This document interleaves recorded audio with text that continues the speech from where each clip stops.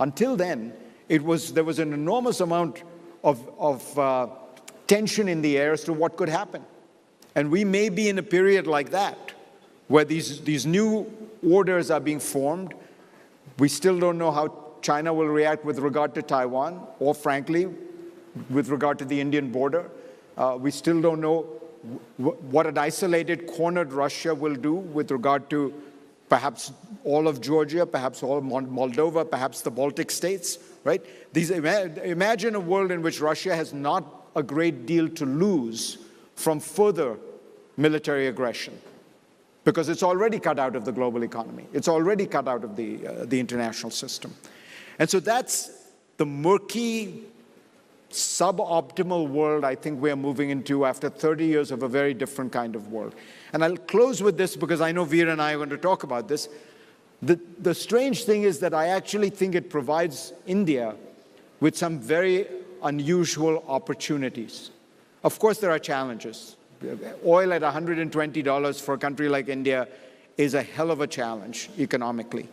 But there are real opportunities for India going forward if it wishes to seize them. My own view is that India has not thought strategically about its place in the world for 20 or 30 years. It has really spent most of that time internally obsessed. To the extent that it has had a forward momentum, it has been around economic reform, but it needs to have a guiding national security strategy to position itself in a different space in the world, a much more powerful space in the world. But in order to do that, it has to make strategic choices.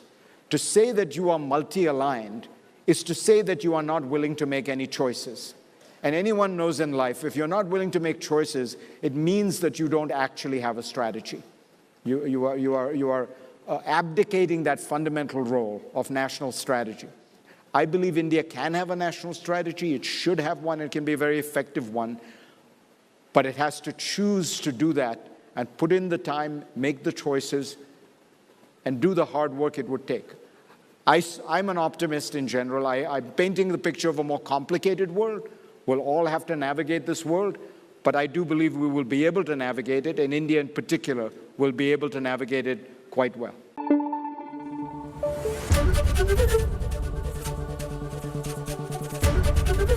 ABP news आपको रखे आगे।